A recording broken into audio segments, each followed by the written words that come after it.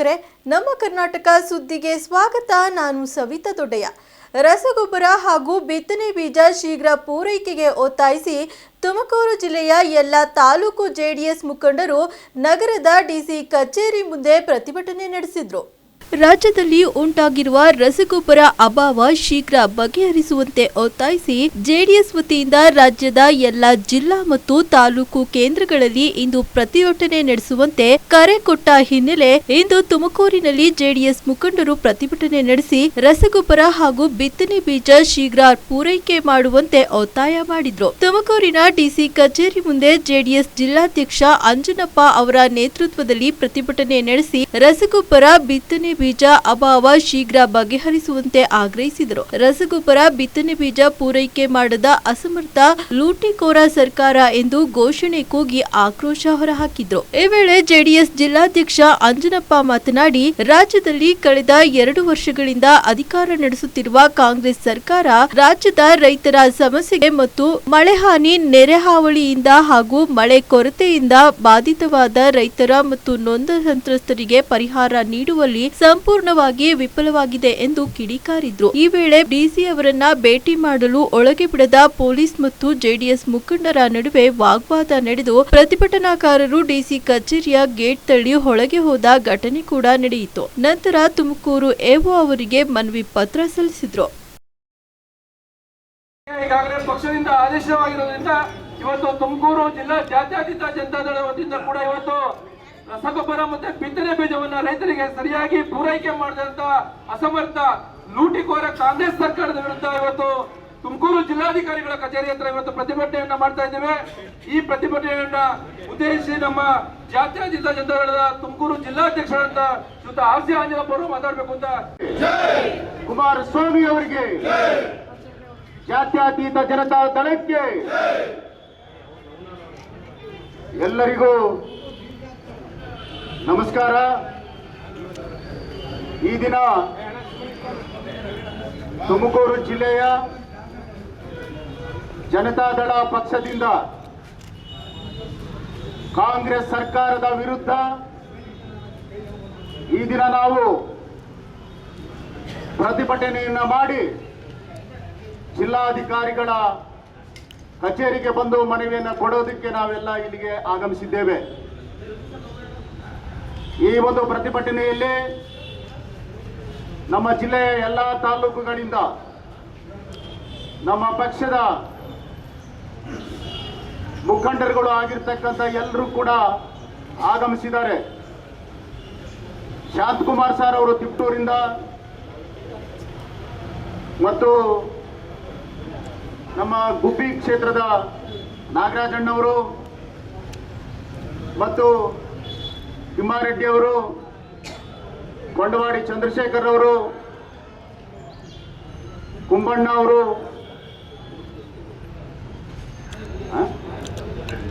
ಕುಣಿಗಲ್ನ ನಮ್ಮ ನಾಗರಾಜಯ್ಯ ಸಾಹೇಬ್ರ ಮಗ ಜಗಣ್ಣವರು, ತಾಲೂಕು ಅಧ್ಯಕ್ಷರುಗಳಾಗಿರ್ತಕ್ಕಂಥ ಈರಣ್ಣವರು ಮತ್ತು ಕಾಮರಾಜ್ ಅವರು, ಯೋಗಾನಂದ್ ಅವರು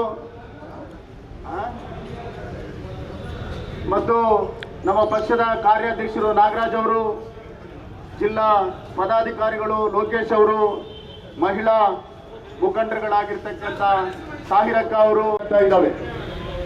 ಹಿಂದಿನ ಆಡಳಿತಕ್ಕೆ ಹೋಲಿಸ್ಕೊಂಡ್ರೆ ಇವತ್ತಿನ ದಿವಸ ರೈತರ ಆತ್ಮಹತ್ಯೆಗಳು ಮಿತಿ ಮೀರಿ ಹೋಗ್ತಾ ಇದ್ದಾವೆ.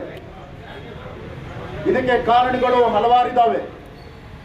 ಇವತ್ತು ಕರ್ನಾಟಕ ರಾಜ್ಯಾದ್ಯಂತ ಹವಾಮಾನ ಇಲಾಖೆ ಈ ಸಾರಿ ಮುಂಗಾರು ಬಹಳ ಚೆನ್ನಾಗಿ ಬರುತ್ತೆ, ಮಳೆ ಚೆನ್ನಾಗಿ ಬರುತ್ತೆ ಕರ್ನಾಟಕ ರಾಜ್ಯಕ್ಕೆ ಅಂತ ಹೇಳಿದ್ರು ಕೂಡ ಇವತ್ತು ರಸಗೊಬ್ಬರಗಳನ್ನ ಬೇಕಾಗಿರ್ತಕ್ಕಂಥ ಒಂದು ರಸಗೊಬ್ಬರವನ್ನ ತರಿಸಿ ರಾಜ್ಯ ಸರ್ಕಾರದವರು ರೈತರಿಗೆ ಹಂಚಿಕೆ ಮಾಡೋದ್ರಲ್ಲಿ ವಿಫಲ ಆಗಿದ್ದಾರೆ. ಈಗಾಗಲೇ ರೈತರು ಕೂಡ ಹಗಲು ರಾತ್ರಿ ಎನ್ನದೆ ರಾಜ್ಯದ ಎಲ್ಲ ಕಡೆ ರಸಗೊಬ್ಬರಕ್ಕಾಗಿ ಯೂರಿಯಾ, DAP ಮತ್ತೊಂದಕ್ಕೆ ರಾತ್ರಿ ಹಗಲು ನಿಂತರೂ ಕೂಡ ಇವತ್ತಿನವರೆಗೂ ಕೂಡ ಬಗೆಹರಿಸತಕ್ಕಂಥ ಶಕ್ತಿ ಈ ಕಾಂಗ್ರೆಸ್ಗೆ ಇಲ್ಲ. ಇಂಥ ಒಂದು ಕಾಂಗ್ರೆಸ್ಗೆ ನಮ್ಮ ಪಕ್ಷದಿಂದ ಧಿಕ್ಕಾರ ಧಿಕ್ಕಾರ. ಅದೇ ರೀತಿಯಲ್ಲಿ ಪ್ರವಾಹ ಬಂದು ಕೊಚ್ಚಿಕೊಂಡು ಹೋಗಿದ್ದಾವೆ ಊರುಗಳು, ಜಮೀನುಗಳು, ಬೆಳೆಗಳು ಎಲ್ಲ ಕೂಡ ಒಂದು ಕಡೆಯಿಂದ ಕೊಚ್ಕೊಂಡು ಹೋಗಿದ್ದಾವೆ ಉತ್ತರ ಕರ್ನಾಟಕ ಭಾಗದಲ್ಲಿ.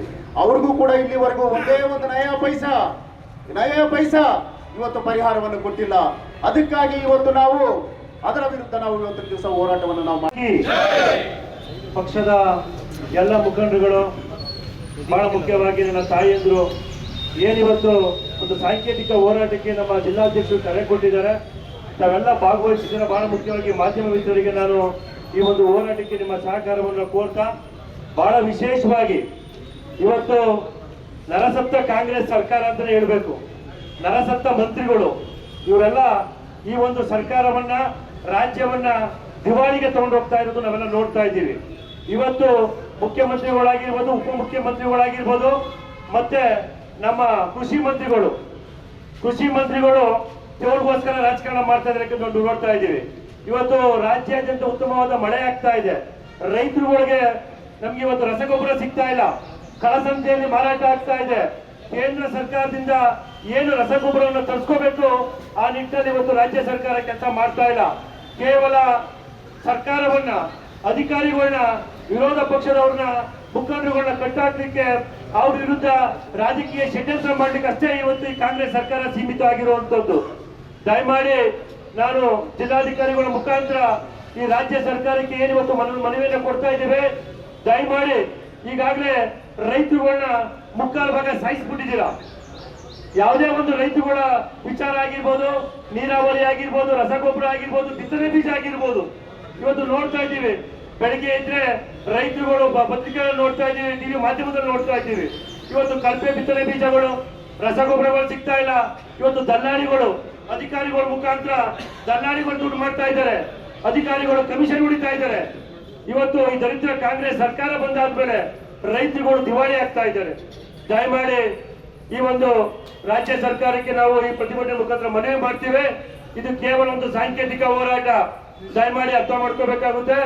ಈ ಸಾಂಕೇತಿಕ ಹೋರಾಟ ಏನಾದ್ರೂ ನೀವು ಮನ್ನಣೆ ಕೊಟ್ಟು ನೀವೇನಾದ್ರೂ ಇವತ್ತೇನು ನಮ್ಗೆ ರಸಗೊಬ್ಬರದ ಕೊರತೆಯನ್ನ ಅತಿ ಶೀಘ್ರದಲ್ಲಿ ನೀವು ನಿವಾರಣೆ ಮಾಡಿಲ್ಲ ಅಂತಂದ್ರೆ ತುಮಕೂರು ಜಿಲ್ಲೆ ಅಲ್ಲ, ಇಡೀ ರಾಜ್ಯದಲ್ಲಿ JDS ಪಕ್ಷ ಇವತ್ತು ಒಂದು ಉಗ್ರವಾದ ಹೋರಾಟಕ್ಕೆ ನಡೀಬೇಕಾಗುತ್ತೆ. ಯಾಕೆ ಅಂತಂದ್ರೆ ಒಂದು ಪ್ರಾದೇಶಿಕ ಪಕ್ಷ ರೈತರ ನೆಲಗಟ್ಟಲ್ಲಿ ಏನೇ ಒಂದು ಪಕ್ಷ ರಚನೆ ಆಗಿದೆ.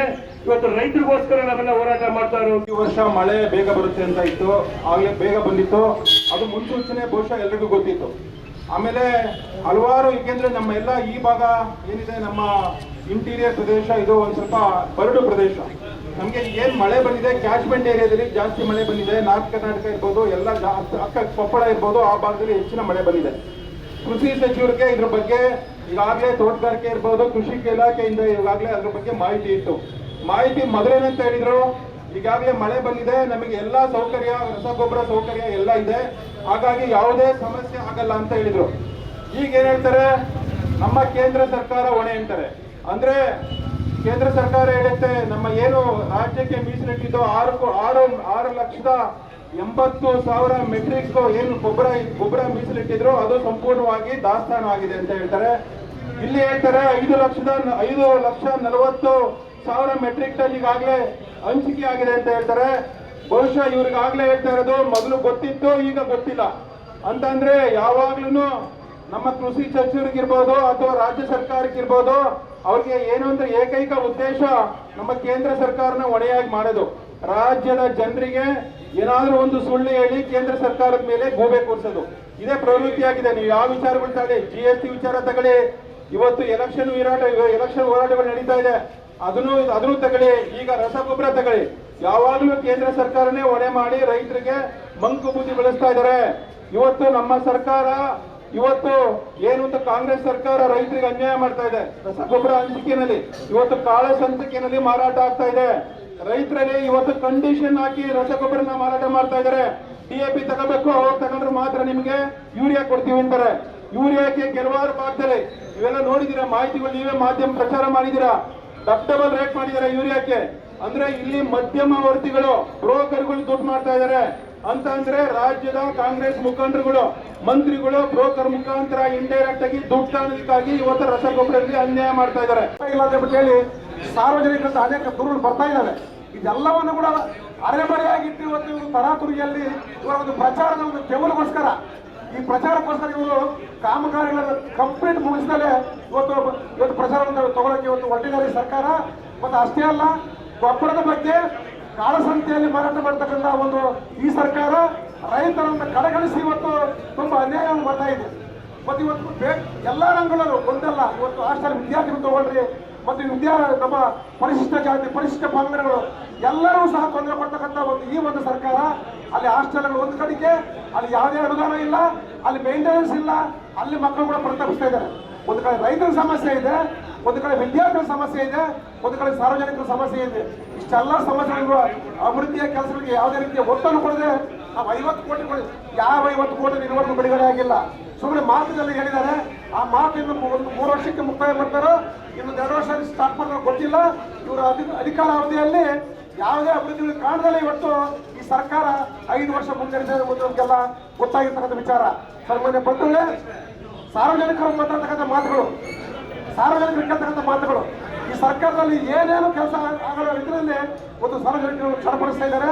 ಆ ನಿಟ್ಟಿನಲ್ಲಿ ನಮ್ಮ ಪಕ್ಷದ ವತಿಯಿಂದ ಇಡೀ ಕರ್ನಾಟಕ ರಾಜ್ಯದಲ್ಲಿ ಎಲ್ಲ ಜಿಲ್ಲಾ ಕೇಂದ್ರಗಳು, ತಾಲೂಕು ಕೇಂದ್ರಗಳಲ್ಲಿ ಕೂಡ ಈ ಪ್ರತಿಭಟನೆ ನಂಬಿಕೊಂಡು ಇವತ್ತು ನಮ್ಮ ನಿಖಿಲ್ ಕುಮಾರಸ್ವಾಮಿ ಅವರು ಇವತ್ತು ಪ್ರವಾಸವನ್ನು ಮಾಡ್ತಾ ಇದ್ದಾರೆ. ಪಾಪ ಓಟ್ ಹಾಕದಂತ ರೈತರನ್ನ ಮಾಡ್ತಿದ್ದಾರೆ. ನಿಮಗೆ ಗೊತ್ತಿರಬಹುದು, ಒಬ್ಬ ರೈತರು ಒಬ್ಬ ತಾಲೂಕು ಆಫೀಸ್ ನಲ್ಲಿ ಹೋಗಿ ಧೈರ್ಯವಾಗಿ ಮಾತಾಡೋಕ ಅವಕಾಶ ಇಲ್ಲ. ಅವ್ರ ಖಾತೆ ಪಾಣಿ ಇರ್ಬೋದು, ಏನೇ ಮಾಡ್ಕೊಳ್ಳೋಕ್ಕೂ ಅವಕಾಶ ಇಲ್ಲ. ಈ ರಾಜ್ಯದಲ್ಲಿ ನಮ್ಮ ದೌರ್ಭಾಗ್ಯ ಏನು ಈ ಸರ್ಕಾರ ಬಂದಿರೋದು, ಅದರಲ್ಲೂ ವಿಶೇಷವಾಗಿ ನಮ್ಮ ಜಿಲ್ಲೆ ಆ ದೇವರೇ ಕಾಪಾಡಬೇಕು. ಅಧಿಕಾರಿಗಳು ಯಾರು ರೈತರ ಕಡೆಗೆ ತಿರುಗಿ ನೋಡಲ್ಲ. ಅದರಲ್ಲೂ ನಮ್ಮ ಜಿಲ್ಲಾ ಆಫೀಸಿಗೆ ಬಂದ್ರೆ ನಮ್ಮ ತಾಲೂಕಲ್ಲೊಬ್ಬ ರೈತ ಮೊನ್ನೆ ಫೋನ್ ಮಾಡ್ದ, ಅಣ್ಣ DC ಭೇಟಿ ಮಾಡ್ಬೇಕು, ಬಾರಣ್ಣ ಹೋಗೋಣ, ಸ್ವಲ್ಪ ಎಲ್ಲ ಮನವಿ ಕೊಡ್ಬೇಕು ಅಂತ. ಯಪ್ಪ, ನೀನೇನಾರ ನರೇಂದ್ರ ಮೋದಿ ಅವ್ರನ್ನ ಭೇಟಿ ಮಾಡೋದೇನಾರ ಇದ್ರೆ ಹೇಳು, ಬರ್ತೀನಿ ಡೆಲ್ಲಿಗೆ. ಯಾಕೆಂತಂದ್ರೆ ರೈತರು ಲೆಟರ್ ಹಿಡ್ಕೊಂಡು ರೈತರ ಪರವಾಗಿ ನಾನು ನರೇಂದ್ರ ಮೋದಿ ಬೇಕಾದ್ರೆ ನಾನು ಭೇಟಿ ಮಾಡಿಸ್ಕೊಡ್ತೀನಣ್ಣ, ಆದ್ರೆ ಜಿಲ್ಲಾಧಿಕಾರಿ ದಯಮಾಡಿ ಹೇಳಬೇಡಣ್ಣ ಅಂದೆ. ಯಾಕೆಂತಂದ್ರೆ ಅಷ್ಟೊಂದು ಕೆಟ್ಟೋಗಿದೆ ನಮ್ಮ ತಾಲೂಕು ಜಿಲ್ಲೆ ಆಡಳಿತ. ಪಾಪ ಅವರು ಜಿಲ್ಲಾಧಿಕಾರಿ ಬರೀ ಮಿನಿಸ್ಟ್ರಿಗಳಿಗೆ ಇವ್ರಿಗೆ ಪ್ರೋಟೋಕಾಲ್ ಕೊಡೋದ್ರಲ್ಲೇ ಪಾಪ ಬ್ಯುಸಿಯಾಗಿರ್ತಾರೆ. ನಮ್ಮ ರೈತರ ಸಂಕಷ್ಟನ ಯಾರು ಕೇಳ್ತಾ ಇಲ್ಲ.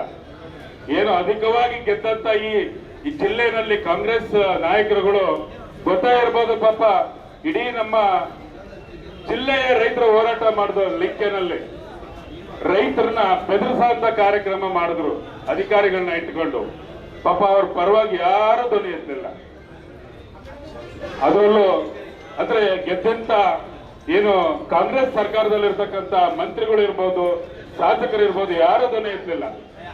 ಜನಪ್ರಿಯ ಶಾಸಕರು, ಗೃಹ ಸಚಿವರು, ಜಿಲ್ಲಾ ಉಸ್ತುವಾರಿ ಸಚಿವರಾದ ಡಾಕ್ಟರ್ ಜಿ ಪರಮೇಶ್ವರ್ ಅವರ ಹುಟ್ಟುಹಬ್ಬದ ಅಂಗವಾಗಿ ಕೊರಟಗೆರೆ ತಾಲೂಕಿನಲ್ಲಿ ಆಗಸ್ಟ್ 6ರಂದು ಬೃಹತ್ ಉಚಿತ ಆರೋಗ್ಯ ಶಿಬಿರವನ್ನು ಏರ್ಪಡಿಸಲಾಗಿದ್ದು, ಗ್ರಾಮೀಣ ಭಾಗದ ಜನರು ಇದರ ಸದುಪಯೋಗವನ್ನು ಪಡೆದುಕೊಳ್ಳಿ ಎಂದು ಗ್ರಾಮೀಣ ಬ್ಲಾಕ್ ಕಾಂಗ್ರೆಸ್ ಅಧ್ಯಕ್ಷ ಅರಕೆರೆ ಶಂಕರ್ ತಿಳಿಸಿದರು.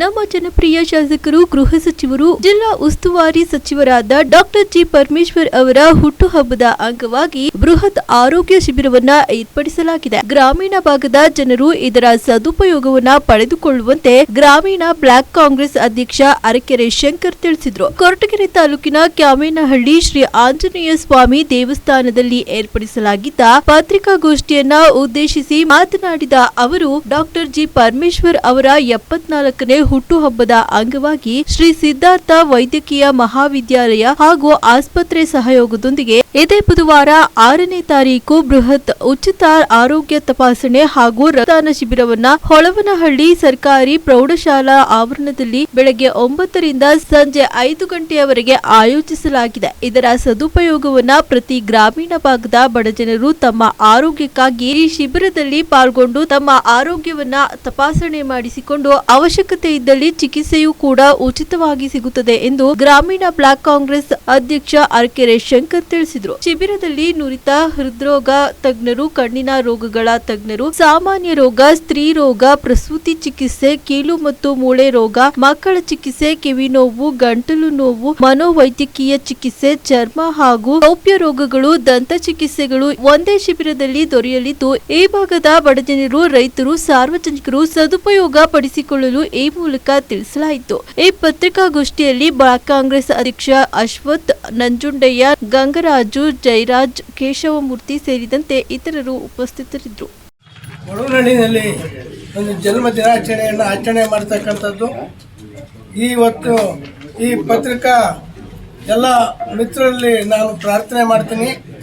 ಇವತ್ತು ಬ್ಲಾಕ್ ಕಾಂಗ್ರೆಸ್ ಅಧ್ಯಕ್ಷರಾದ ಅಶ್ವಥ್ ನಾರಾಯಣರವರೇ ಮತ್ತು ಆತ್ಮೀಯ ಸ್ನೇಹಿತರಾಗಿರ್ತಕ್ಕಂಥ ಅರಕೆರೆ ಶಂಕರಣ್ಣನವರೇ ಮತ್ತು ಎಲ್ಲ ಪತ್ರಿಕಾ ಪ್ರತಿನಿಧಿಗಳೇ, ಇವತ್ತು ಈ ಒಂದು ಪರಮೇಶ್ವರ್ ಅವರ ಜನ್ಮದಿನಾಚರಣೆ ಆಚರಣೆ ಮಾಡ್ತಕ್ಕಂಥದ್ದು ನಮ್ಮ ಪುಣ್ಯ ಅಂತ ತಿಳ್ಕೋಬೇಕು. ಮುಂದೆ ಅವರು ಮುಖ್ಯಮಂತ್ರಿ ಅದೇ ಆಗ್ತಾರೆ ಅಂತಕ್ಕಂಥ ನಮ್ಮ ಮಾತನ್ನು ನಾನು ಹೇಳ್ತಾ ಇದ್ದೀನಿ. ಮುಖ್ಯಮಂತ್ರಿ ಆಗ್ತಾರೆ, ಪರಮೇಶ್ವರ್ ಮುಖ್ಯಮಂತ್ರಿ ಆಗ್ತಾರೆ. ಆದರೆ ನಮ್ಮ ಕ್ಷೇತ್ರದಲ್ಲಿರ್ತಕ್ಕಂಥ ಗೃಹ ಸಚಿವರಾಗಿರ್ತಕ್ಕಂಥ ಪರಮೇಶ್ವರ್ ಅವರು ಆ ಒಂದು ಲೆವೆಲ್ಗೆ ಹೋಗಿರ್ಬೇಕಾದ್ರೆ ನಾವು ಪುಣ್ಯವಂತರು, ಭಾಗ್ಯವಂತರು. ನಾವು ಅಂದಮೇಲೆ ನಾವೆಲ್ಲರೂ ಕೂಡ ಇವತ್ತು ಆ ಒಂದು ಆಚರಣೆಯನ್ನು ವಿಜೃಂಭಣೆಯಿಂದ ಭಾಳ ಚೆನ್ನಾಗಿ ಮಾಡ್ತೀವಿ ಅಂತಕ್ಕಂಥ ಮಾತನ್ನು ಹೇಳಿ ನನ್ನ ಮಾತು. ಡಾಕ್ಟರ್ ಜಿ ಪರಮೇಶ್ವರ್ ಅವರ ಜನ್ಮದಿನದ ಆಚರಣೆಯನ್ನು ಒಳನಳ್ಳಿ ಸರ್ಕಾರಿ ಪ್ರೌಢಶಾಲೆ ಆವರಣದಲ್ಲಿ ಬೃಹತ್ ಉಚಿತ ಆರೋಗ್ಯ ತಪಾಸಣಾ ಶಿಬಿರ ಮತ್ತು ರಕ್ತದಾನ ಶಿಬಿರ ಮಾಡುವುದರ ಮುಖಾಂತರ ಈ ಡಾಕ್ಟರ್ ಜಿ ಪರಮೇಶ್ವರ್ ಅವರ ಹುಟ್ಟುಹಬ್ಬನ ಆಚರಣೆ ಮಾಡಬೇಕು ಅಂತ ನಾವೆಲ್ಲ ಅಂದ್ಕೊಂಡಿದ್ದೀವಿ.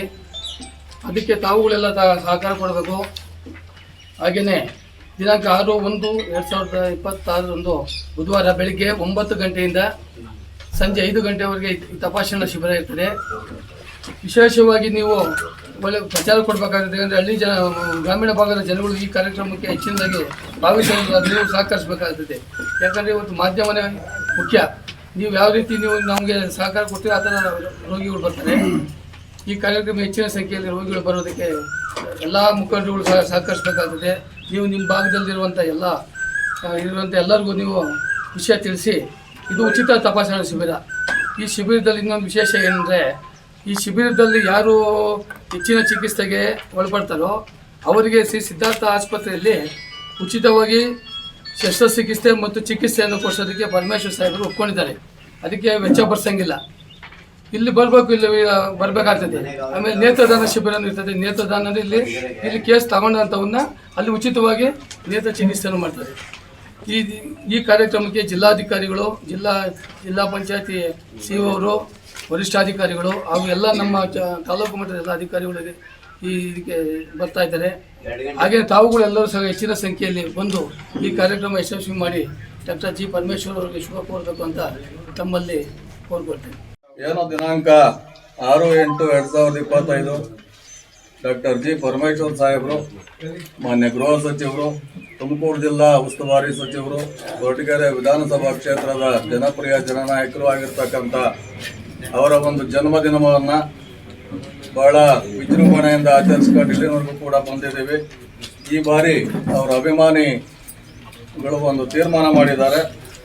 ಒಳವನಹಳ್ಳಿ ಭಾಗದಲ್ಲೇ ಈ ಒಂದು ಕಾರ್ಯಕ್ರಮವನ್ನು ಮಾಡೋಣ.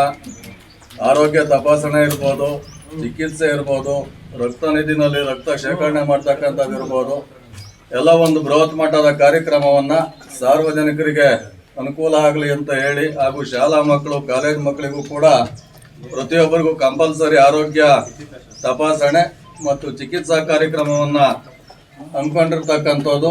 ಎಲ್ಲ ಪರಮೇಶ್ವರ್ ಅಭಿಮಾನಿಗಳಿಗೆ ಆ ವಿಚಾರವಾಗಿ ಅಭಿನಂದನೆಯನ್ನು ಸಲ್ಲಿಸ್ತಾ ಇದ್ದೀನಿ. ಈ ಒಂದು ಕಾರ್ಯಕ್ರಮ ಕೊರಟಗೆರೆ ಟೌನಲ್ಲಿ ಇರೋದಿಲ್ಲ ಅಂತ ಅಲ್ಲ, ಅಲ್ಲೂ ಕೂಡ ಅಭಿಮಾನಿಗಳು ಹಲವಾರು ಕಾರ್ಯಕ್ರಮಗಳನ್ನು ಮಾಡ್ತಕ್ಕಂಥವ್ರು ಅಲ್ಲೂ ಕೂಡ ಇದೆ. ಆದರೆ ಹೆಚ್ಚಿನದಾಗಿ ಗ್ರಾಮೀಣ ಭಾಗದಲ್ಲಿ ಸವಲತ್ತುಗಳು ಸಿಗಲಿ ಅಂತಕ್ಕಂಥ ಉದ್ದೇಶದಿಂದ ಈ ಒಳವನಹಳ್ಳಿ ಭಾಗದಲ್ಲಿ ಒಂದು ಕಾರ್ಯಕ್ರಮವನ್ನು ಇಟ್ಕೊಂಡಿದ್ದೀವಿ. ಹಾಗಾಗಿ ಈ ಚಿಕಿತ್ಸಾ ಶಿಬಿರಕ್ಕೆ ಬರ್ತಕ್ಕಂಥವ್ರು ಅವರಲ್ಲಿರ್ತಕ್ಕಂಥ ಒಂದು BPL ಕಾರ್ಡು ಮತ್ತು ಆಧಾರ್ ಕಾರ್ಡ್ ಜೆರಾಕ್ಸ್ ಪ್ರತಿಗಳನ್ನು ಕಡ್ಡಾಯವಾಗಿ ತರಬೇಕು. ಇದು ಪತ್ರಿಕೆಯಲ್ಲಿ ಮತ್ತು ಮಾಧ್ಯಮಗಳಲ್ಲಿ ಪ್ರಚಾರ ಕೂಡ ಆಗಬೇಕು. ಯಾಕೆಂದ್ರೆ ಯಾವುದೇ ಕಾಯಿಲೆಗೆ ಇಲ್ಲಿ ಯಾರು ಆಯ್ಕೆ ಆಗ್ತಾರೆ ರೋಗಿಗಳು ಅವ್ರಿಗೆ ಉಚಿತವಾದ ಚಿಕಿತ್ಸೆಯನ್ನು ನಮ್ಮ ಸಿದ್ಧಾರ್ಥ ಮೆಡಿಕಲ್ ಕಾಲೇಜು ನಲ್ಲಿ ಮಾಡ್ತಕ್ಕಂಥದ್ದು ಉಚಿತವಾಗಿ ಆಗುತ್ತೆ. ಹಾಗಾಗಿ ಹೆಚ್ಚಿನ ಸಾರ್ವಜನಿಕರು ಬಂದು ಈ ಕಾರ್ಯಕ್ರಮದಲ್ಲಿ ಭಾಗವಹಿಸಬೇಕು, ಆರೋಗ್ಯ ತಪಾಸಣೆಯನ್ನು ಮಾಡಿಸ್ಕೊಂಡು ಹೋಗ್ಬೇಕು. ರಕ್ತದಾನ ಮಾಡ್ತಕ್ಕಂಥವ್ರಿದ್ರು ಕೂಡ ರಕ್ತದಾನವನ್ನು ಮಾಡಬಹುದು ಅಂತ ಹೇಳಿ ಎಲ್ಲರೂ ಈ ಒಂದು ಕಾರ್ಯಕ್ರಮದಲ್ಲಿ ಭಾಗವಹಿಸಿ ಯಶಸ್ವಿಗೊಳಿಸಬೇಕು ಅಂತ ಡಾಕ್ಟರ್ ಜಿ ಪರಮೇಶ್ವರ್ ಸಾಹೇಬರಿಗೆ ಮತ್ತೊಮ್ಮೆ ಅಡ್ವಾನ್ಸ್ ಆಗಿ ಹುಟ್ಟುಹಬ್ಬದ ಶುಭಾಶಯವನ್ನು ಕೋರ್ತಾ ಇದ್ದೀನಿ. ಎಲ್ರಿಗೂ ನಮಸ್ಕಾರ. ಬುಧವಾರ ನಾಳೆ ಬರ್ತಕ್ಕಂಥ ಬುಧವಾರ 6/8/2025 ಅವತ್ತು ಮಾನ್ಯ ಗೃಹ ಸಚಿವರು ಹಾಗೂ ನಮ್ಮೆಲ್ಲರ ನೆಚ್ಚಿನ ನಾಯಕರಾದಂಥ ಡಾಕ್ಟರ್ ಜಿ ಪರಮೇಶ್ವರ್ ಸರ್ ಅವರ ಹುಟ್ಟುಹಬ್ಬವನ್ನು ಆಚರಿಸ್ತಾ ಇದ್ದೀವಿ. ಈ ರೀತಿ ಸ್ವಲ್ಪ ತುಂಬಾ ವಿಭಿನ್ನವಾಗಿದೆ. ಯಾಕಂದರೆ ಯಾವಾಗಲೂ ಕೊರಟಗೆರೆ ಟೌನ್ನಲ್ಲೇ ಈ ಒಂದು ಕಾರ್ಯಕ್ರಮನ ಮಾಡೋರು ಈ ಸಾರಿ ಒಳನಾಡಿನಲ್ಲಿ ಮಾಡ್ತಾ ಇದ್ದಾರೆ. ನಿಜವಾಗಿ ಇಲ್ಲಿ ಸೆಲೆಕ್ಟ್ ಮಾಡಿರೋದಕ್ಕೆ, ಇಲ್ಲಿ ಆಯ್ಕೆ ಮಾಡೋದಕ್ಕೆ ಈ ಒಂದು ಒಳನಾಡಿನ ನಾವೆಲ್ಲರಿಗೂ ಅಭಿನಂದನೆ ಹೇಳ್ತೀವಿ. ಯಾಕಂದರೆ ತುಂಬ ವರ್ಷ ಆಗಿದೆ ಹೆಲ್ತ್ ಕ್ಯಾಂಪ್ ಆಗಿ, ಅದರಲ್ಲೂ ಮಕ್ಕಳಿಂದ ಹಿಡಿದು ದೊಡ್ಡವ್ರಿಗೆ ಎಲ್ರಿಗೂ ಸಹ ಈ ಒಂದು ಅನುಕೂಲ ಪಡ್ಕೊಳ್ಳೋಂಥದ್ದು ಎಲ್ಲ ನುರಿತ ಡಾಕ್ಟರ್ಗಳಿದ್ದಾರೆ. ಯಾಕಂದರೆ ಸಿದ್ಧಾರ್ಥದಲ್ಲಿ ಹೋದ್ರೆ ಅಲ್ಲಿ ತುಂಬ ಖರ್ಚು ಅದು ಇದು ಕೆಲವರು ಹೇಳಿರೋದು ಕೇಳಿದೀವಿ. ಆದರೆ ನನ್ನ ಅನುಭವ ನಾನು ಹೇಳ್ತೀನಿ, ನಮ್ಮ ಮನೆಯವ್ರಿಗೆ ಹಾರ್ಟ್ ಆಪ್ರೇಷನ್ ಆದಾಗ ತುಂಬಾ ಅವ್ರ ಕಂಡೀಷನ್ ಉಳಿಯೋದೇ ಇಲ್ಲ ಅನ್ನೋ ಥರದಲ್ಲಿತ್ತು. ಅಂಥದನ್ನ ಹಾಸ್ಪಿಟ್ಲಲ್ಲಿ ಸಕ್ಸಸ್ ಮಾಡಿದ್ರು. ಯಾಕಂದರೆ 3ರಲ್ಲಿ ಅವ್ರಿಗೆ ಒಂದೇ ಒಂದು ಮಾತ್ರ 20% ಕೆಲಸ ಮಾಡ್ತಿತ್ತು. ಅಂಥ ಕಷ್ಟವಾಗಿರೋದನ್ನ ಅವರು ಮಾಡಿದ್ದಾರೆ. ನಿಜವಾಗ್ಲೂ ಹೇಳಬೇಕಂದ್ರೆ ಹಾರ್ಟಲ್ಲಿ ನಮ್ಮ doctor G Parameshwar sir Siddhartha ಕಾಲೇಜಿನಲ್ಲಿ ವೈದ್ಯಕೀಯ ವಿದ್ಯಾಲಯದಲ್ಲಿ ನಿಜವಾಗ್ಲೂ ನುರಿತವಾದಂಥ ತಜ್ಞರದ್ದು ಎಲ್ಲ ಡಾಕ್ಟರ್ಸು ಹಾಗೆ ಇದ್ದಾರೆ ಅಂತ ಹೇಳ್ತಾ ನಾವು ಈ ಒಂದು ಕಾರ್ಯಕ್ರಮ ತುಂಬಾ ಅನುಕೂಲವಾಗಿದೆ. ಯಾಕಂದರೆ ಇಲ್ಲಿ ಆಯ್ಕೆಯಾದಂಥ ಎಲ್ರಿಗೂ ಸಹ ಅದೇ ಶಂಕರಣ್ಣವರು ಆಮೇಲೆ ಅಶ್ವತ್ಥಣ್ಣವ್ರು ಹೇಳಿದಂಗೆ ಎಲ್ಲ ರೀತಿಯ ಹೃದ್ರೋಗ ಆಗ್ಬೋದು, ಸಾಮಾನ್ಯ ರೋಗಗಳು, ಸ್ತ್ರೀ ಮತ್ತು ಪ್ರಸೂತಿ ಚಿಕಿತ್ಸಾಲಯ, ಕಿವಿ, ಮೂಗು, ಗಂಟಲು ಎಲ್ಲ ರೀತಿಯ ಒಂದು ಇದಕ್ಕೂ ಸಹ ಹೆಚ್ಚಿನ ಚಿಕಿತ್ಸೆಗೆ ಹೋಗಬೇಕಾದ್ರೆ ಅಲ್ಲಿ ಅವರು ಫ್ರೀಯಾಗಿ ಮಾಡಿಕೊಡ್ತೀವಿ ಅಂತ ಡಾಕ್ಟರ್ ಜಿ ಪರಮೇಶ್ವರ್ ಸರ್ ಅವರು ಹೇಳಿದ್ದಾರೆ. ನಿಜವಾಗ್ಲೂ ಇದೊಂದು ಒಳ್ಳೆಯ ಕಾರ್ಯಕ್ರಮ. ನಿಮ್ಮಿಂದ ಇದು ನಿಮ್ಮ ಪತ್ರಿಕಾ ಮಾಧ್ಯಮದ ಸಹೋದರರು ಇನ್ನೂ ಒಂದು ಹೆಚ್ಚಿನ ಪ್ರಚಾರನ ಇದನ್ನು ಕೊಟ್ಟಾಗ ಹೆಚ್ಚಿನ ಜನಸಂಖ್ಯೆಯಲ್ಲಿ ಬಂದು ಎಲ್ಲ ವಿದ್ಯಾರ್ಥಿಗಳಾಗ್ಬೋದು, ಎಲ್ಲ ಪೋಷಕರು ಮತ್ತು ಎಲ್ಲ ನಾಗರಿಕರು ಈ ಒಂದು ಸೌಲಭ್ಯನ ಪಡ್ಕೊಬೇಕು. ಹಾಗೆ ಈ ನಮ್ಮ ಡಾಕ್ಟರ್ ಜಿ ಪರಮೇಶ್ವರ್ ಸರ್ ಅವರಿಗೆ ದೇವರು ಹೆಚ್ಚಿನ ಆರೋಗ್ಯ, ಐಶ್ವರ್ಯ, ಭಾಗ್ಯನ ಕೊಡಲಿ. ಮತ್ತು ರಾಜ್ಯದ ಒಂದು ಒಳ್ಳೆಯ ಒಂದು ಉನ್ನತ ಅಧಿಕಾರನ ಹಿಡಿಲಿ, ಮುಖ್ಯಮಂತ್ರಿಗಳಾಗಲಿ ಅಂತ ನಾವು ಈ ಒಂದು ಸಂದರ್ಭದಲ್ಲಿ ಎಲ್ಲರೂ ಹಾರೈಸ್ತೀವಿ. ನಿಮ್ಮಗಳ ಎಲ್ಲ ಆಶೀರ್ವಾದನೂ ಸಹ ಪರಮೇಶ್ವರ್ ಸರ್ ಅವರನ್ನು ಇರಬೇಕು ಅಂತ ಕೇಳ್ತೀವಿ. ಬರೋಬ್ಬರಿ 19 ನವಿಲುಗಳು ಅನುಮಾನಾಸ್ಪದವಾಗಿ ಸಾವನ್ನಪ್ಪಿರುವ ಘಟನೆ ತುಮಕೂರು ಜಿಲ್ಲೆಯ ಮಧುಗಿರಿ ತಾಲೂಕಿನ ಮಿಡಿಗೇಶಿ ಹೋಬಳಿ ಹನುಮಂತಪುರ ಗ್ರಾಮದಲ್ಲಿ ನಡೆದಿದೆ. ಬರೋಬ್ಬರಿ 19 ನವಿಲುಗಳು ಅನುಮಾನಾಸ್ಪದವಾಗಿ ಮೃತಪಟ್ಟಿರುವ ಆಘಾತಕಾರಿ ಘಟನೆ ತುಮಕೂರು ಜಿಲ್ಲೆ ಮಧುಗಿರಿ ತಾಲೂಕಿನ ಮಿಡಿಗೇಶಿ ಹೋಬಳಿಯ ಹನುಮಂತಪುರ ಗ್ರಾಮದಲ್ಲಿ ನಡೆದಿದೆ. ರೈತರು ಬೆಳ್ಳಂಬೆಳಗ್ಗೆ ತಮ್ಮ ಹೊಲಗದ್ದೆಗಳಿಗೆ ಹೋದ ಸಂದರ್ಭದಲ್ಲಿ ಎಲ್ಲೆಂದರಲ್ಲಿ ನವಿಲುಗಳು ಮೃತಪಟ್ಟಿರುವುದು ಬೆಳಕಿಗೆ ಬಂದಿದೆ. ಜಮೀನು ಒಂದರಲ್ಲಿ ಆಗಸ್ಟ್ 1ರಂದು ರಾತ್ರಿ ಸಮಯದಲ್ಲಿ ಈ ದುರ್ಘಟನೆ ನಡೆದಿದ್ದು, ಆಗಸ್ಟ್ 2ರಂದು ಜಮೀನಿಗೆ ತೆರಳಿದ್ದ ಮಾಲೀಕರು ಜಮೀನಿನ ಅಲ್ಲಲ್ಲಿ ಸತ್ತು ಬಿದ್ದಿದ್ದ ನವಿಲುಗಳನ್ನ ಕಂಡು ಸ್ಥಳೀಯ ಪೊಲೀಸರಿಗೆ ಹಾಗೂ ವಲಯ ಅರಣ್ಯ ಅಧಿಕಾರಿಗಳಿಗೂ ಮಾಹಿತಿ ನೀಡಿದ್ದಾರೆ. ಅರಣ್ಯಾಧಿಕಾರಿಗಳು ಪರಿಶೀಲಿಸಿ 5 ಗಂಡು ಹಾಗೂ 14 ಹೆಣ್ಣು ನವಿಲುಗಳು ಮೃತಪಟ್ಟಿರುವುದು ದೃಢಪಡಿಸಿದ್ದಾರೆ. ನವಿಲುಗಳ ಸಾವಿಗೆ ಕಾರಣ ಏನೆಂದು ತಿಳಿದು ಬಂದಿಲ್ಲ. ಅರಣ್ಯಾಧಿಕಾರಿಗಳು ನ್ಯಾಯಾಲಯದ ಅನುಮತಿ ಪಡೆದು ಸತ್ತ ನವಿಲುಗಳನ್ನ ವಿಧಿ ವಿಜ್ಞಾನ ಪ್ರಯೋಗಾಲಯಕ್ಕೆ ರವಾನಿಸಿದ್ದಾರೆ. ವಿಧಿ ವಿಜ್ಞಾನ ಕೇಂದ್ರದಿಂದ ವರದಿ ಬಂದ ನಂತರವಷ್ಟೇ ನವಿಲುಗಳ ಸಾವಿಗೆ ಕಾರಣ ಏನೆಂದು ಗೊತ್ತಾಗಲಿದೆ. ಮಾಹಿತಿ ಪಡೆದ ವೈದ್ಯಾಧಿಕಾರಿಗಳು ತಾಲೂಕು ಪಶು ವೈದ್ಯಾಧಿಕಾರಿಗಳಿಗೆ ಮಾಹಿತಿ ನೀಡಿದ್ದು, ಸ್ಥಳಕ್ಕೆ ಬಂದು ಭಾನುವಾರ ನವಿಲುಗಳು ಸತ್ತ ಜಮೀನಿಗೆ ಅರಣ್ಯ ಇಲಾಖೆ ಎಸ್ಸಿಎಫ್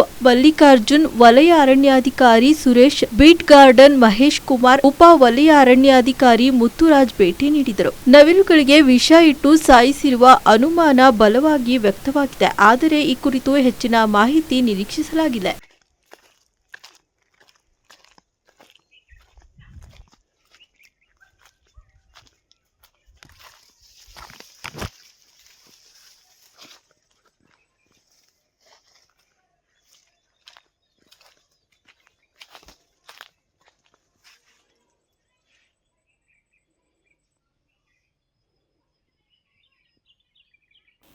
ಜಾರ್ಖಂಡ್ ಮುಖ್ಯಮಂತ್ರಿ ಶಿಬು ಸೊರೇನ್ ನಿಧನದ ಹಿನ್ನೆಲೆಯಲ್ಲಿ ಮತಕಳ್ಳತನ ಆರೋಪ ಸಂಬಂಧ ನಾಳೆ ಕಾಂಗ್ರೆಸ್ ಹಮ್ಮಿಕೊಂಡಿದ್ದ ಪ್ರತಿಭಟನೆ ಆಗಸ್ಟ್ 8ಕ್ಕೆ ಮುಂದೂಡಲಾಗಿದೆ ಎಂದು ರಾಜ್ಯ ಕಾಂಗ್ರೆಸ್ ಉಸ್ತುವಾರಿ ಸುರ್ಜೇವಾಲಾ ತಿಳಿಸಿದರು.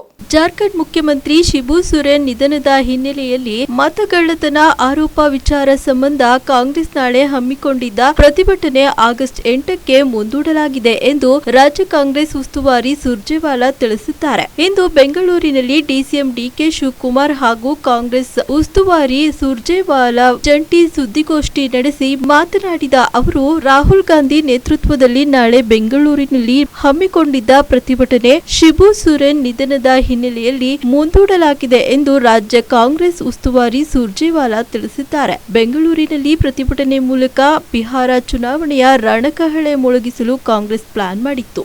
Former Chief Minister, leader of the JMM, Shri Shibu Soren, he unfortunately expired this morning. Chief Minister Shri Hemant Soren has also informed about the demise of Shri Shibu Soren.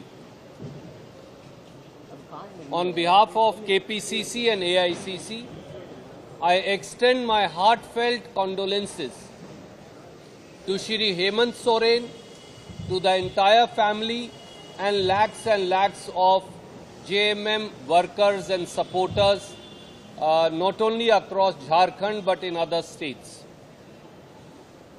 He was a champion of tribal rights. He was a champion of the poor. He was a champion of the downtrodden, and his memory and his work and words will always continue to inspire the Congress party as also JMM in Jharkhand and in rest of the country. Shri Rahul Gandhi spoke to our PCC President, Shri DK Shivkumarji this morning. Tomorrow is the cremation. Shri Rahul Gandhi and Shri Mallikarjun Kharge will be going to Jharkhand tomorrow to pay their last respects to the departed leader. In light thereof, since it would have then clashed with the program tomorrow, and this program has national ramifications, we have decided, and PCC President also requested Rahulji and Khargeji, and they have consented.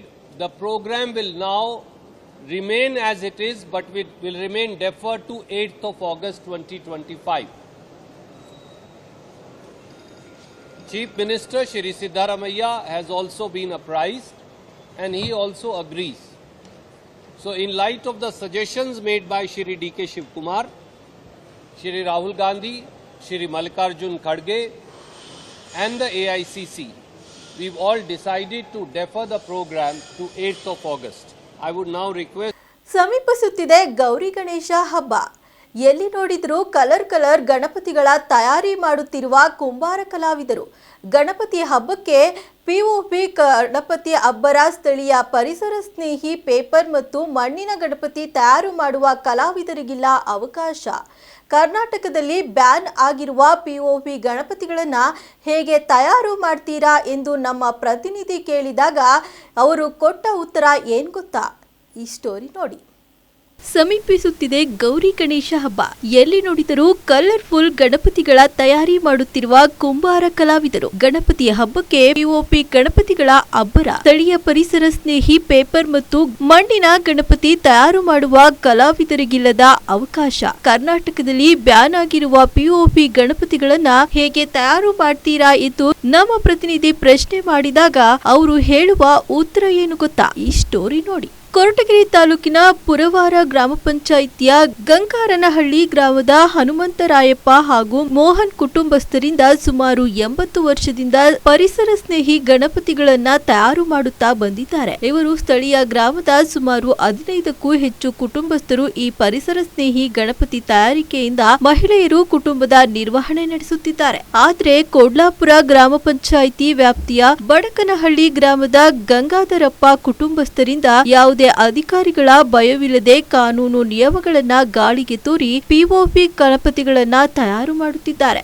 ಆಂಧ್ರದ POP ಗಣಪತಿಗೆ ಇರುವ ಬೇಡಿಕೆ ಕರ್ನಾಟಕದ ಮಣ್ಣಿನ ಹಾಗೂ paper ಗಣಪತಿಗಳಿಗೆ ಬೇಡಿಕೆ ಇಲ್ಲದಂತಾಗಿದೆ. ಕರ್ನಾಟಕದಲ್ಲಿ ಬ್ಯಾನ್ ಆಗಿರುವ ಪಿಒಪಿ ಗಣಪತಿಗಳು ಆಂಧ್ರದಲ್ಲಿ ಪರ್ಮಿಷನ್ ಕೊಟ್ಟಿದ್ದಾರೆ. ಆಂಧ್ರದಿಂದ ತಯಾರಾದ ಪಿಒಪಿ ಗಣಪತಿ ಕರ್ನಾಟಕದ ಮೂಲೆ ಮೂಲೆಗೆ ಸರಬರಾಜು ಆಗುತ್ತಿದೆ. ಇದರಿಂದ ಸ್ಥಳೀಯ ಗಣಪತಿ ತಯಾರಕರಿಗೆ ದೊಡ್ಡ ಹೊಡೆತ ಬೀಳುತ್ತಿದೆ. ಇದನ್ನೆಲ್ಲ ತಡೆಗಟ್ಟಬೇಕಾದ ಪರಿಸರ ಇಲಾಖೆ ಹಾಗೂ ಸ್ಥಳೀಯ ಗ್ರಾಮ ಪಂಚಾಯಿತಿ ಅಧಿಕಾರಿಗಳು ಕಣ್ಮುಚ್ಚಿ ಕುಳಿತಿರುವುದು ಮಾತ್ರ ದುರದೃಷ್ಟಕರ. ಶಾಸ್ತ್ರಕ್ಕಾಗಿ ಕೊಡ್ತೀವಿ. ಅವರು ಶಾಸ್ತ್ರ ನೀರಾದ ತಗೊಂಡ್ಬಂದು ಮನೆಯಲ್ಲಿ ಶಾಸ್ತ್ರಗಳು ಮಾಡ್ತಾರೆ. ಮದುವೆ ಇದಕ್ಕೆ ಕೊಡೋದು? ಮದುವೆ ಇದಕ್ಕೆ ಏನೇನು ಕೊಡ್ತೀರಾ? ಅದು ಏನು ಮದುವೆ, ಅದೇನು ವಿಶೇಷ? ಅದನ್ನ ಕೂಡ ವಿಶೇಷ ಏನದು?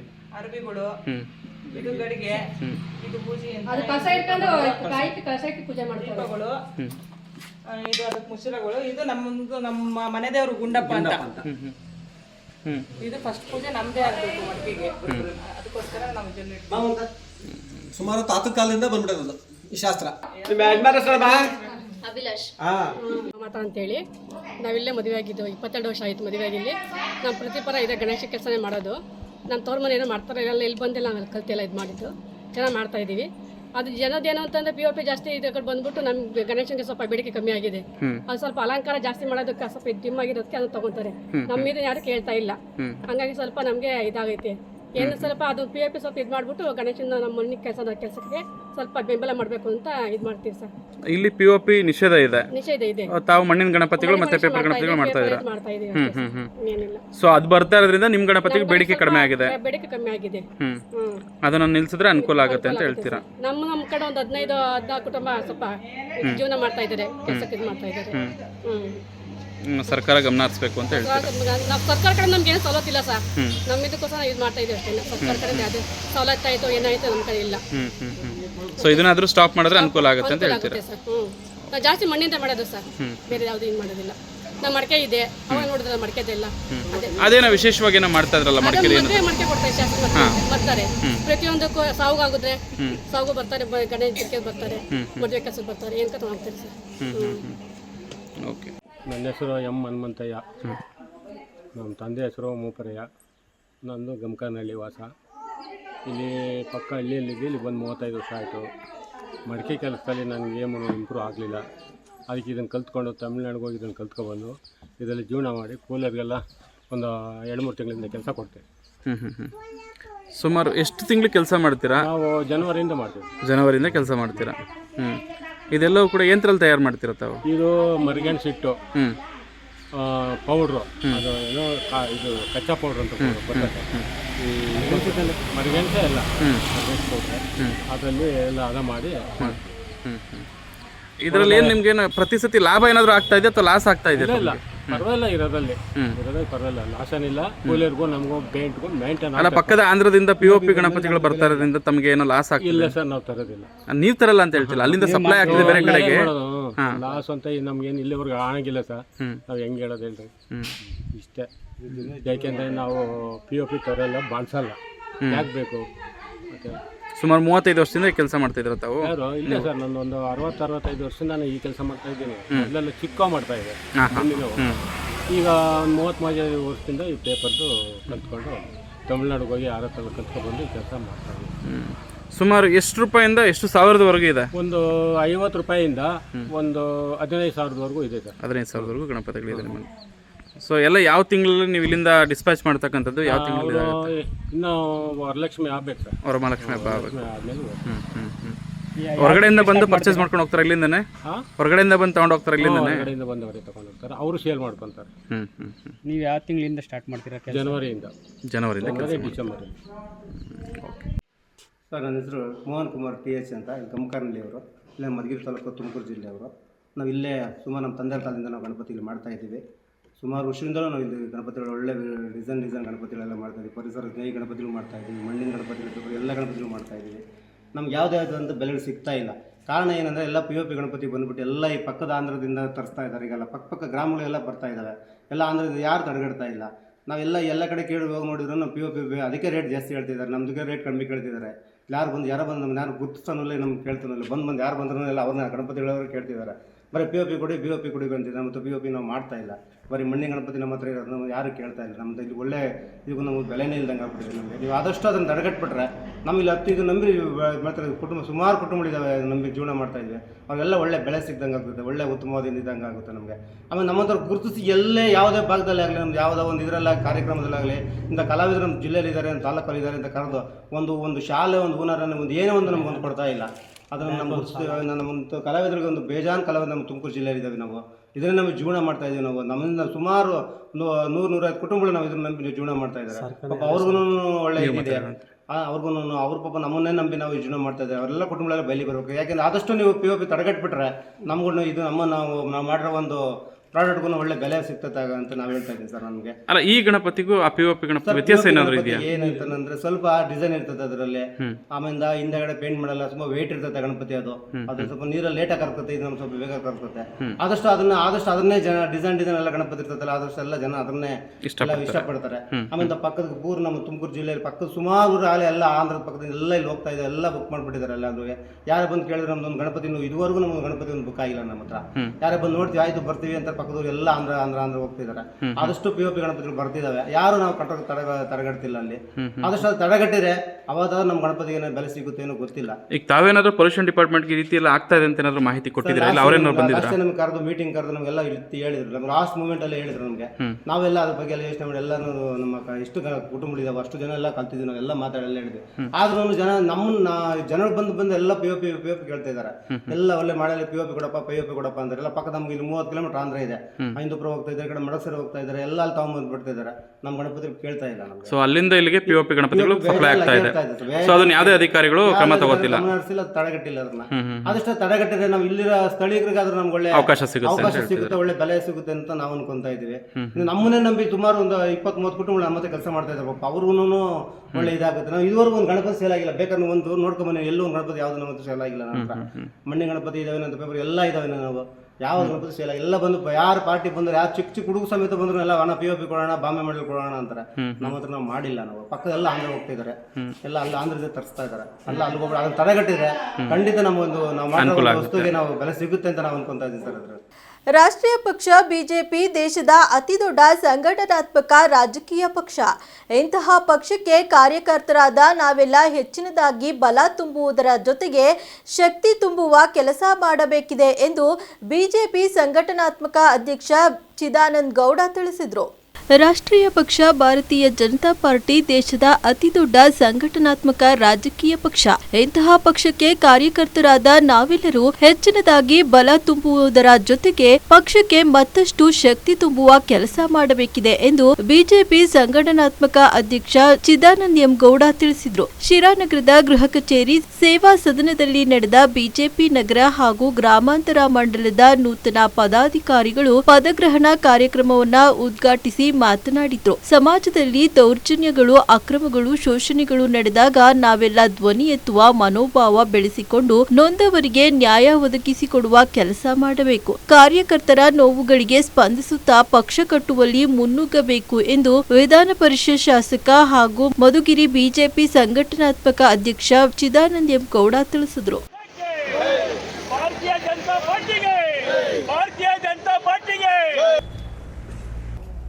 ಮಧುಗಿರಿ ಜಿಲ್ಲೆ ಸಂಘಟನಾತ್ಮಕ ಜಿಲ್ಲೆ, ಅದರ ವತಿಯಿಂದ ಬಹಳ ವಿಶೇಷವಾಗಿ ಇದು ಹಲವಾರು ಜನ ನನಗೆ ಗೊತ್ತಿಲ್ಲ, ಈ ರೀತಿಯ ಕಾರ್ಯಕ್ರಮ, ಪದಗ್ರಹಣ ಕಾರ್ಯಕ್ರಮ, ಪದಾಧಿಕಾರಿಗಳನ್ನೆಲ್ಲ ಕರೆದು ಪ್ರಜಾಪ್ರಭುತ್ವದ ಸಂವಿಧಾನಕ್ಕೆ ರೀತಿಯಲ್ಲಿ ಆಯ್ಕೆ ಮಾಡಿ ಎಲ್ಲರಿಗೂ ಕೂಡ ಜವಾಬ್ದಾರಿ ಕೊಡುವಂತ ಕೆಲಸವನ್ನ ಇವತ್ತು ನಮ್ಮ ಮಾರ್ಗದರ್ಶಕರು ನಮಗೆ ಚುನಾವಣಾಧಿಕಾರಿಗಳಾಗಿ ಮಧುಗಿರಿ ಜಿಲ್ಲೆಗೆ ನನ್ನನ್ನು ಅಧ್ಯಕ್ಷರನ್ನಾಗಿ ಆಯ್ಕೆ ಮಾಡೋದಿರ್ಬೋದು, ಹಾಗೆ ನಮ್ಮ ಅನಿಲ್ ಕುಮಾರ್ ಜಿ ಅವರು ಕೂಡ, ಪಾವಗಡ ಡಾಕ್ಟರ್ ವೆಂಕಟರಾಮ್ ಅವರು, ಈ 3 ಜನ ಈ ನಮ್ಮ ಮಧುಗಿರಿ ಜಿಲ್ಲೆಯಲ್ಲಿ ಈ ಆಯ್ಕೆ ವಿಚಾರದಲ್ಲಿ ಕನಿಷ್ಠ ಕಳೆದ 1 ವರ್ಷದಿಂದ ಕೆಲಸ ಮಾಡಿದ್ದಾರೆ. ಬಹಳಷ್ಟು ಜನ ಈಗ ಸ್ವಲ್ಪ ಹಿಂದಕ್ಕೆ ಹೋಗೋಣ, ಮೆಮೊರಿ ವೇದಿಕೆಯಲ್ಲಿ ನಮ್ಮ ಮಂಡಲ ಅಧ್ಯಕ್ಷರು, ನಗರ ಮಂಡಲ ಅಧ್ಯಕ್ಷರು ಶ್ರೀರಾಮನಗರದಲ್ಲಿ ಹಲವಾರು ಜನ ಸ್ವಯಂ ಸೇವಕರ ರೀತಿ ಪಕ್ಷ ಕಟ್ಟಿರುವವರು ತುಂಬಾ ಜನ ಇದ್ದಾರೆ. ಹಿರಿಯರು 20 ವರ್ಷದಿಂದ 25 ವರ್ಷದಿಂದ 30 ವರ್ಷದಿಂದ ಪಕ್ಷಕ್ಕಾಗಿ ಒಂದು ಯಾರೂ ಇಲ್ಲದ ಕೂಡ ಪಕ್ಷದ ಬಾವುಟವನ್ನ ಬಹಳ ಗಟ್ಟಿಯಾಗಿ ಹಿಡ್ಕೊಂಡು ನಾವು ಪಾರ್ಟಿಗೆ ಕಟಿಬದ್ಧವಾಗಿದ್ದೇವೆ ಅಂತ ಜನ ಅವರನ್ನು ಕೂಡ ಈ ಸಂದರ್ಭದಲ್ಲಿ ಜ್ಞಾಪಿಸಿಕೊಂಡು ಇದೊಂದು ವಿಶೇಷವಾದ ಕಾರ್ಯಕ್ರಮ. ನನಗೊಂದು ಬಹಳ ಖುಷಿಯಾಗಿದೆ. ನಮ್ಮ ಇಬ್ಬರು ಮಂಡಲಾಧ್ಯಕ್ಷರು ಬಹಳ ಶ್ರಮ ಹಾಕಿ ನಿಮ್ಮನ್ನೆಲ್ಲ ಇಲ್ಲಿ ಬರಮಾಡ್ಕೊಂಡಿದ್ದಾರೆ. ಒಂದು ಘೋಷಣೆ ಆಗಿದೆ. ಅಲ್ಲೊಂದು ಮಾತು ಹೇಳ್ತಾ ಇದ್ರು, ಮುಂಚೆ ಭಾಜಪಗೆ ಏನಾದ್ರು ನೀವು ಜವಾಬ್ದಾರಿ ಬೇಕು ಅಂತ ಹೇಳಿದ್ರೆ ಅಯ್ಯೋ ಅವ್ರು ಏನೇನ್ ಕೆಲಸ ಹೇಳ್ಬಿಡ್ತಾರೋ ಏನೇನು. ಈ ಸರಿ ಹನುಮಂತೇಗೌಡರಿಗೂ ಗೊತ್ತಿದೆ ಕಿತ್ತಾಟ, ನನಗ್ ಬೇಕು ನನಗ್ ಬೇಕು ನನಗ್ ಬೇಕು ಅಂತ. ಯಾಕೆ ಅಂತಂದ್ರೆ ಆ ಬ್ಯಾನರ್ ಅಡಿಯಲ್ಲಿ ನಾವ್ ಏನಾದ್ರು ಒಂದು ಕೆಲಸ ಮಾಡ್ಬೇಕು ಮೇಡಮ್. ಮನಸ್ಸಾಕ್ಷಿಗೆ ಹತ್ತಿರವಾಗಿರ್ತಕ್ಕಂಥ ಕೆಲಸ ಏನಾದ್ರು ಮಾಡ್ಬೇಕು ಮೇಡಮ್. ನನಗೋಸ್ಕರ ಅಲ್ಲಿರೋ ಈ ಸಮಾಜದ ಋಣವನ್ನ ಕಡಿಮೆ ಮಾಡ್ಕೊಳ್ಳೋದಕ್ಕೆ ಕಳ್ಕೊಳ್ಳೋದಂತೂ ಸಾಧ್ಯ ಇಲ್ಲ. ಏನಾದ್ರೂ ಕಡಿಮೆ ಮಾಡ್ಕೋಬೇಕು ಅಂತಂದ್ರೆ ನಾನು ಈ ಪಕ್ಷದ ಅಡಿಯಲ್ಲಿ ಕೆಲಸ ಮಾಡ್ಬೇಕು ಅಂತ ಹೇಳಿ ಗುದ್ದಾಟ, ಫೋನ್ಗಳು, ಇನ್ಫ್ಲೂಯೆನ್ಸು, ರೆಕಮೆಂಡೇಶನ್ಸ್ ಎಲ್ಲೋ ಒಂದ್ ಕಡೆ ಖುಷಿ ಅಂತ ಅನ್ಸುತ್ತೆ ನನಗೆ. ನನ್ನ ಒಂದು ಅವಧಿಯಲ್ಲಿ ಇದು 5ನೇ ಜಿಲ್ಲೆ ನಾನು ಚುನಾವಣಾಧಿಕಾರಿಯಾಗಿ ಕೆಲಸ ಮಾಡ್ತಾ ಇರೋದು. ಬಹಳ ವಿಶೇಷವಾಗಿರ್ತಕ್ಕಂಥ ಅನುಭವ ಆಗಿರುವಂಥದ್ದು. ನಾನು ಹನುಮಂತೇಗೌಡರು ಮತ್ತು ನಮ್ಮ ಜೊತೆ ಸಹ ಚುನಾವಣಾಧಿಕಾರಿ ಅನಿಲ್ ಸರ್ ಅವರು ಮತ್ತೆ ಡಾಕ್ಟರ್ ವೆಂಕಟರಾಮಯ್ಯ ಅವರು ಪಾವಗಡದವರು ಎಲ್ಲ ಮಂಡಳಗಳಿಗೂ ಬಹುಶಃ ನಾವು 2-3 ವಿಸಿಟ್ ಮಾಡಿದೀವಿ ಅಂತ ಅನ್ಕೊಳ್ತೀವಿ. ನಮ್ಮ ಕಾರ್ಯಕರ್ತರಿಗೆಲ್ಲರಿಗೂ ವಿಶೇಷವಾದಂತ ಉತ್ಸಾಹ, ಮುಂದಿನ ದಿನಗಳಲ್ಲಿ ನಾವೇನಾದ್ರೂ ಒಂದು ಸಾಧನೆ ಮಾಡ್ತೀವಿ ಅಂತ ಈಗ ಅನ್ನಿಸ್ತಾ ಇದೆ ಮೇಡಮ್, ನಾನೊಬ್ಬ ಬಿಜೆಪಿ ಕಾರ್ಯಕರ್ತ ಅಂತ ಹೇಳಿ ಅಂತ. ಇಷ್ಟು ಮಾರ್ಮಿಕವಾದಂತಹ ಮಾತುಗಳನ್ನ ನಾವು ಮಂಡಲಕ್ಕೆ ಹೋದಾಗ ನಮ್ಗೆ ಹನುಮಂತೇಗೌಡರಿಗೂ ಆಗಿರ್ತಕ್ಕಂಥ ಅನುಭವ. ಈ ರೀತಿಯ ಹೆಚ್ಚು ಅನುಭವ ಒಂದು ವಿಧಾನ ಪರಿಷತ್ ಸದಸ್ಯರಾಗಿ ಬಹುಶಃ ಚಿದಾನಂದ ಗೌಡರನ್ನ ಪಕ್ಷ ಆಯ್ಕೆ ಮಾಡ್ಬೇಕಾದ್ರೆ ಬಹಳ ವಿಶೇಷವಾದಂತ ಒಂದು ಕಾಳಜಿ ಇಟ್ಕೊಂಡು ಮುಂದಿನ ಒಂದು ರಾಜಕೀಯದ ಭವಿಷ್ಯದ ನಿಟ್ಟಿನಲ್ಲಿ ಯೋಚನೆ ಮಾಡಿ ಬಹುಶಃ ಪಕ್ಷ ಅವರಿಗೆ ಈ ನಿರ್ಧಾರ ಮಾಡಿದೆ ಅಂತ ನಾನಂತೂ ಭಾವಿಸಿದ್ದೀನಿ. ಸೊ ಅವ್ರ ಹೆಗಲ ಮೇಲೆ ತುಂಬಾನೇ ದೊಡ್ಡ ಜವಾಬ್ದಾರಿ ಇದೆ. ಕೊರಟಗೆರೆ, ಪಾವಗಡ ಮತ್ತು ಮಧುಗಿರಿ, ಇದ್ರ ಜೊತೆಗೆ ಶಿರಾ, ಇದು 4 ಕೂಡ ಸಮನಾಗಿ ತೂಗಿಸ್ಕೊಂಡು ಹೋಗ್ಬೇಕು ಅಂತಂದ್ರೆ ಇವತ್ತಿನ ರಾಜಕೀಯ ಪರಿಸ್ಥಿತಿ ಹೆಂಗಿದೆ ಅಂತ ಹೇಳ್ಬಿಟ್ಟು ತಮ್ಮೆಲ್ರಿಗೂ ಅರಿವಿರುವಂತದ್ದು. ಸೊ ಇದು ಟೀಮ್ ವರ್ಕ್. ಅವ್ರೊಬ್ರೆ ಏನು ಮಾಡೋದಕ್ಕಾಗೋದಿಲ್ಲ. ನಾವೆಲ್ಲರೂ ಸೇರಿ ಬೂತ್ ಮಟ್ಟದ ಅಧ್ಯಕ್ಷರಿಂದ ಹಿಡಿದು ಮಂಡಲದವರೆಗೂ ಜಿಲ್ಲಾವರೆಗೂ ಮುಂದಿನ ದಿನಗಳಲ್ಲಿ ಅವರೆಲ್ಲರಿಗೂ ಕೂಡ ಜವಾಬ್ದಾರಿಯನ್ನ ಖಂಡಿತವಾಗ್ಲೂ ಘೋಷಣೆ ಮಾಡುತ್ತೆ. ಅಷ್ಟಿತ್ತು ಈ ಹೊತ್ತಿನ ಸುದ್ದಿ ಮತ್ತು ಮನೋರಂಜನೆಗಾಗಿ ನೋಡ್ತಾ ಇರಿ ನಮ್ಮ ಕರ್ನಾಟಕ ಟಿವಿ. ಇದು ಕನ್ನಡಿಗರ ಭರವಸೆ.